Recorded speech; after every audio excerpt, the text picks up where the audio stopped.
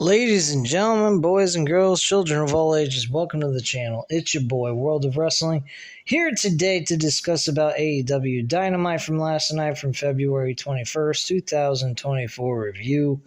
This is an okay, solid show. Nothing extraordinary came out of this event in my book. I mean, it was okay. It was fun for what it was. There were some good things. There were some bad things. I mean, there was some stuff I just didn't give two flying fucks about.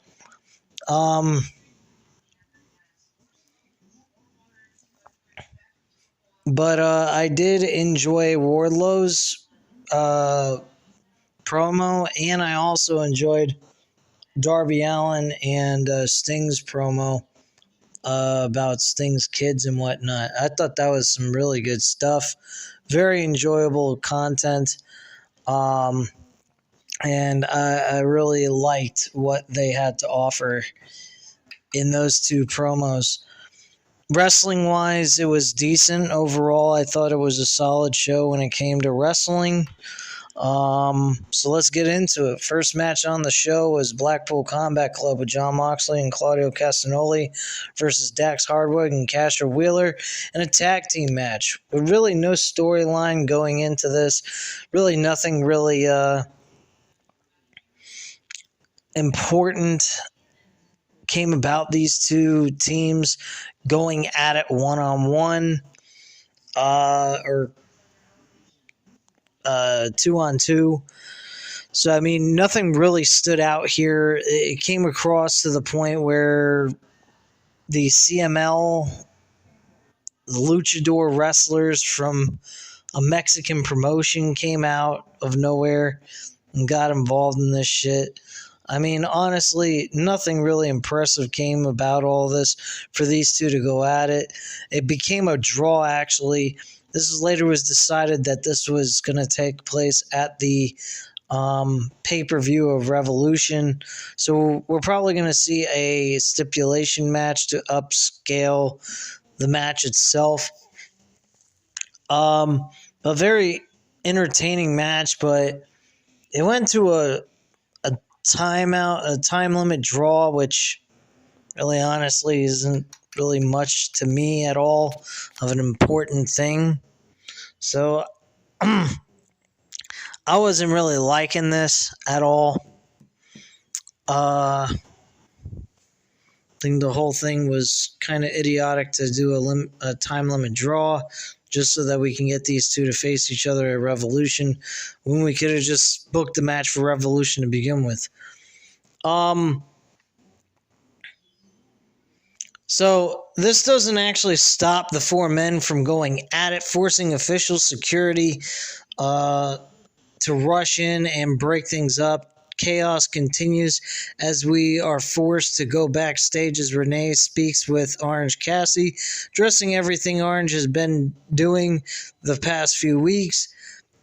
Orange has Doc Samson reveal his status. Doctor states that Orange meets minimal clearance to compete tonight against Mike Bennett. So we're going back to the whole he's injured bullshit with the constant title defenses and so forth, being a fighting champion and so on. So big fucking whoop-de-doo there. Don't really care about that one.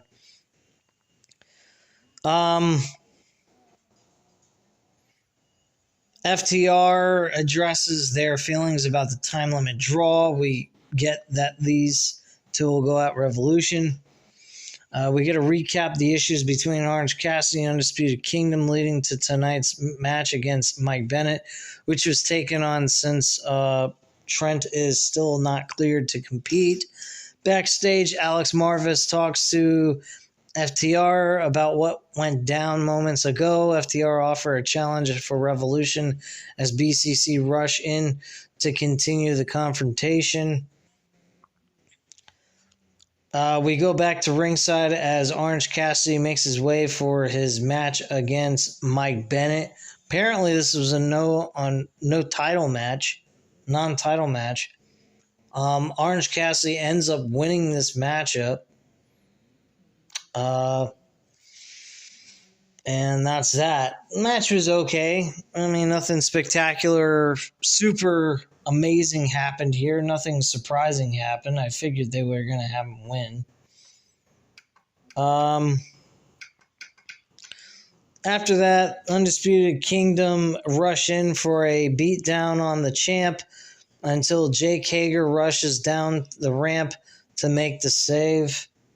I mean, like, what the fuck is Jake Hager doing back? Apparently, he got rid of the purple hat. He really loved that hat. Apparently, he found more interest in actually appearing back on television than worrying about the purple hat that he liked so much. Anyway, we go backstage where Renee has a brief chat with Ruby Soho and Cool Hand Angelo Parker about their plans for tonight before a vehicle pulls up, revealing the arrival of Ric Flair as we go to a commercial break.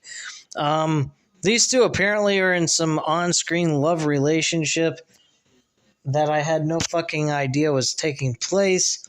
Apparently, if you watch Rampage, you know about that. Great, good to know, whatever.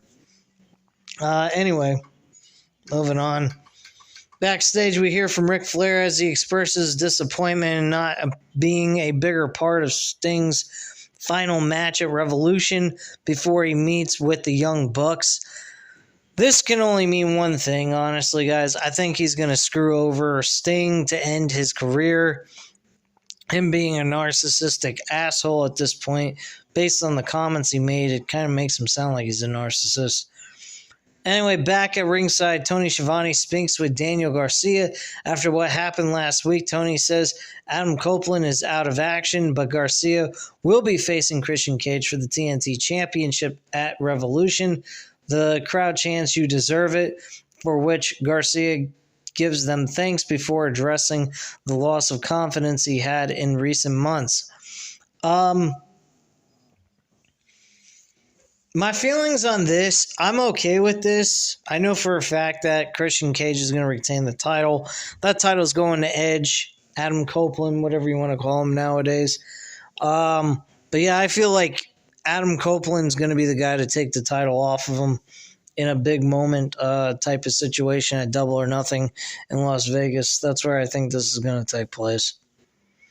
So Garcia talks about the Continental Classic and how it's helped him get back on the right track, thanking the fans for helping him get that feeling back before saying the next time he sees Adam Copeland, he'll be TNT champion, promising to take down Cage for the title at Revolution. This brings out the champion and his patriarchy as Cage conducts his business. The champ says he doesn't think the title match should be happening at Revolution, not because Garcia isn't capable, but because he isn't ready.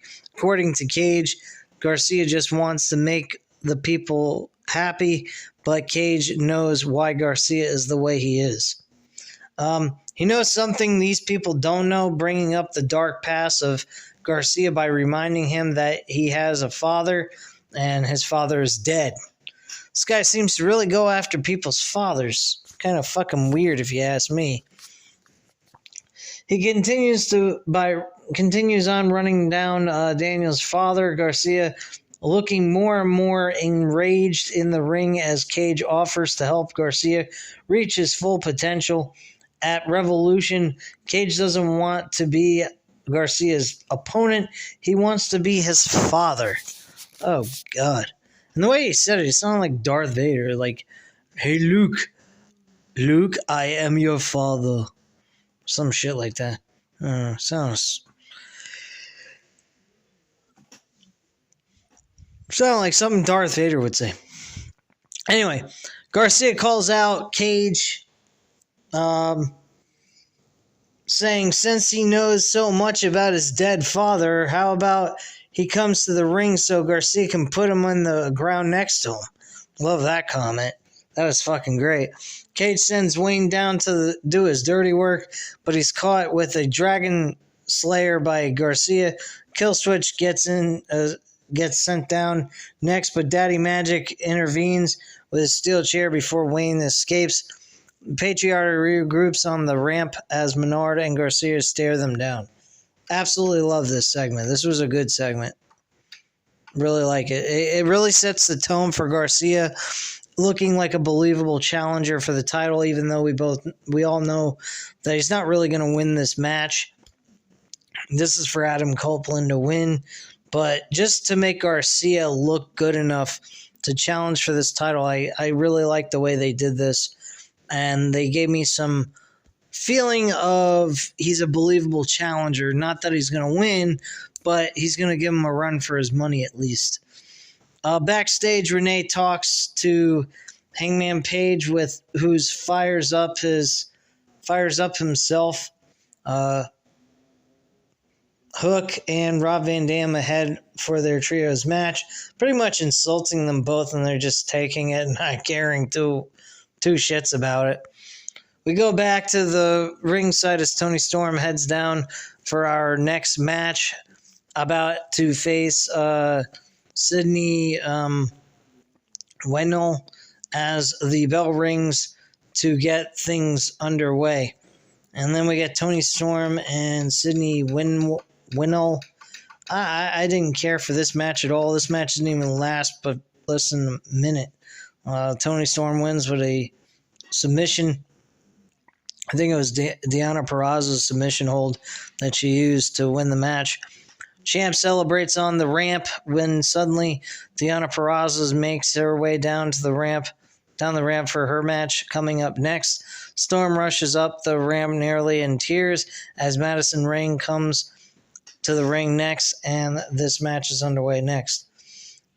This match I didn't give two flying fucks about. Madison Rayne, I'm not really impressed with her in-ring ability. I think she was better in TNA back in the old days when she first started. Apparently she just doesn't give a flying fuck. I don't know, but it was a pretty shitty match. Thankfully, Deonna Purrazzo won the match anyway. Celebrations cut short as Toni rushes down to the ring, going after Deonna's leg with an ankle lock. She pulls at the leg as the referee struggles to get the champ to break the hold, and Toni finally relents, and just enough to apply some lipstick before leaving the ring with Luther and Myra May. And she looked like a fucking lunatic the way she was doing it. Something Chelsea Green used to do back in TNA. Very strange shit. Next, we get a segment with Darby Allin and Sting. I absolutely love this segment. This was excellent. We hear from Darby Allin, who calls out the Young Bucks for what they did a couple of weeks ago before saying the only thing that matters in this life is family. Sting agrees, addressing the fact that no one has messed with his own flesh and blood in his career except the Young Bucks. Sting talks about his father passing away a week ago, saying he was like a hero to him, the icon that taught him wrong from right. Or right from wrong. And number one thing was his family. This makes him think about his own mortality, realizing that he's not invincible.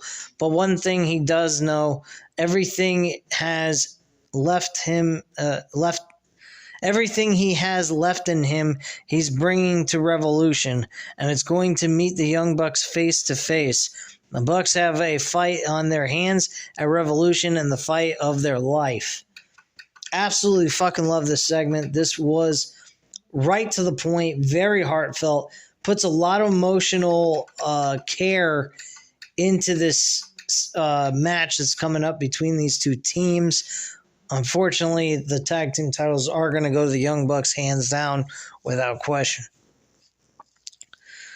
We have Toni Storm in the ring welcoming Wardlow to the ring, and he tells Schiavone to get out of his ring before he knocks him down again. Wardlow is mad because 2 years ago he had thousands upon thousands cheering for him, but now the rocket that was strapped to his back has now kept him down time and time again. Very true shit. This was more like a shoot than a fucking promo. Honestly. He addresses the fact that he's not had so much of a chance to hold the world championship, noting that he's beaten men who have held the title with one man who called himself the real champ, which is CM Punk, and still falling apart because of what he did to him. He moves on to MJF, who was laid out and left to recover from his wounds. And the current champion, Samoa Joe, is a man Wardlow choked out and beat in the past. He feels he is the best in the world. He's better than you, and you know it. And he is the most dangerous man in the room, which makes a uncrowned king. Wardlow is hungry and tired of scraps before stating this is no longer wrestling, this is war. I absolutely fucking enjoyed this segment. This was an excellent segment for Wardlow. I think Wardlow is underutilized. I think this is the perfect way to get him started. Now let's get him some real legit opponents for him to face. Let him face fucking Trent Beretta. I don't give a shit. Let him face Matt Menard and fucking Angelo Parker if you want. Let him face Daniel Garcia. Let him face Christian Cage. Let him face Nick Wayne. I don't give a shit. Give me guys that are listed on this fucking roster for him to tear the fuck through. That's all we are asking as wrestling fans. It is that simple. There's nothing difficult about this situation. All he has to do is wrestle big names that are on this roster. Face Pentagon Jr., face Ray Phoenix, face anybody, face Miro, face Will Hobbs, face Takeshita, face Kenny Omega, face whoever, but face some people that are on this roster, are available to wrestle, and wrestle them and win. Get this guy on the biggest winning streak of his career and have him squash the shit out of people. I mean, out of some people, not all people, but some of the lower tier, week-to-week guys that you see on television, squash through them. Fuck it. It's not a big deal. We know what they're trying to accomplish. They want Wardlow big enough so he can win the world title.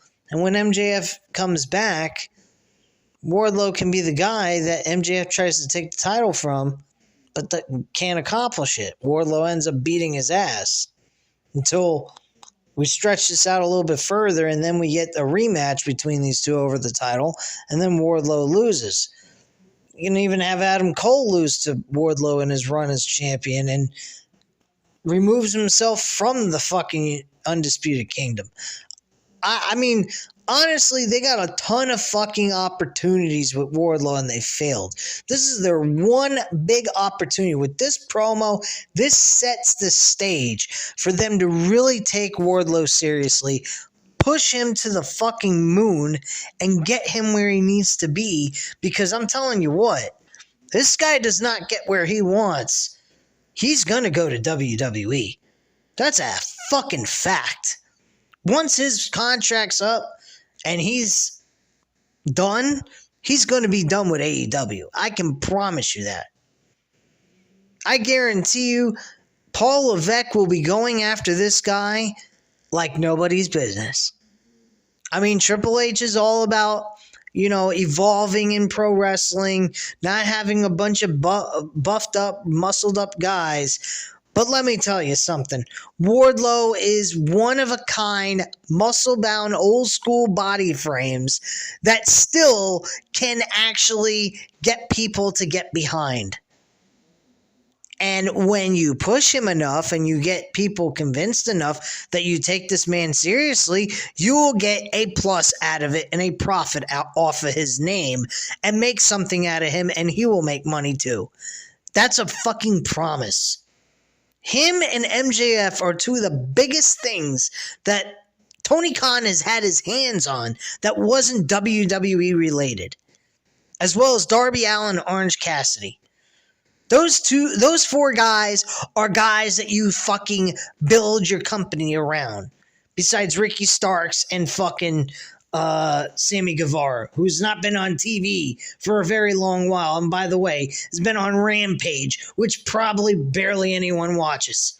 Probably gets like 150,000 viewers. Big fucking whoop. Who cares? Anyway, moving on backstage, the Bang Bang Scissor Gang meet up to chat ahead of a fun trios match, mixing things up for Collision, followed by a reminder of our upcoming main event next. Who the fuck cares? That is just a complete utter waste. That fucking group. I don't know what the hell they're doing together. They had some beef with the Undisputed Kingdom, and now they're not doing shit with them. They're just fucking around with each other backstage. It might as well be giving each other hand jobs. The fuck. Anyway, following a video package hyping Will Ospreay, we go backstage where Don Callis talks about the match against Takeshita at Revolution. He talks about Hobbs and calls out Guevara ahead of Rampage this Friday. Wow, whoop-de-doo. So Sammy Guevara is going to have a match again on Rampage against Will Hobbs. Big fucking whoop. Back at ringside, Hook makes his way to the ring for our opening contest for the main event. We get Rob Van Dam, Adam Page, and then the other guys on the other team. This match was alright. I mean, it wasn't nothing special. It was one of those can they coexist situations. Wow. Really innovative there, TK. Real good stuff. Match wasn't bad, though. I'll give them credit for that. Samoa Joe ends up submitting RVD at the end of the match, getting the win, and that's it. Nothing important there. Nothing surprising either. I think it was the right decision, though. I mean, Rob Van Dam is an old veteran who, he loses a match. Who cares? Samoa Joe beating him was a smart decision because he needs a W anyway, especially going this pay-per-view. Needs some kind of momentum, being strong going in. So after the match is over, Swerve watches the champ as he celebrates on the apron and with Page feeling the effects of his ankle as the show comes to a close, and that's pretty much what happens. So again, like I said, overall it was a decent show. Nothing super spectacular, but far better than what we've gotten in the past couple of months or so. They've been kind of on and off, really. I mean, it hasn't been the greatest AEW we've seen from them at all. From what I'm hearing, they're getting new writing teams, which is good. They've hired a woman who is a writer for soap operas and also worked in WWE. Now, granted, I mean, nobody knows what this woman really was able to produce based on what we've heard in the past about Vince McMahon shredding up, scripts and then redoing them and doing them at the last minute and so forth. So I guess you could say that we got to give her a chance, see how things go. And if they go well, great. If not, then we move on to another writer and move on past all this. And hopefully she comes up with something good and we don't get, garbage that nobody's going to care about. But anyway, guys, at this time, you know what to do. Hit the like button if you like this video. Hit the subscribe button if you're not already subscribed to the channel. And leave a comment down below. I'll definitely get back to you on that. Thank you guys very much for watching. And have a great night, guys. Bye.